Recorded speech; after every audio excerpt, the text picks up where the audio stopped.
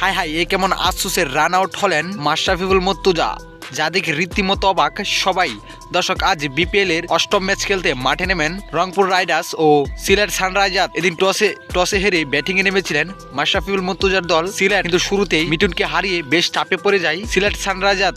তারপর ব্যাটিংয়ে নেমেছিলেন মাশরাফিউল মুর্তজা। নাজমুল হোসেন শান্তকে নিয়ে অসাধারণ ব্যাটিং করে বেড়াচ্ছিলেন তিনি, কিন্তু ইনিংসের চতুর্থতম ওভারেই এক দুঃখজনক রান আউটের শিকার হয়ে মাঠ ছাড়তে হয়েছিল মাশরাফিউল মুর্তজার, যেখানে দৌড়ে রান নিতে গিয়েছিলেন মাশরাফিউল মুর্তজা। তারপর শেখ মেহেদীর হাতে লেগে দৌড়তে গিয়ে তার হাত থেকে পড়ে সরাসরি স্টাম্পে আঘাত আনে।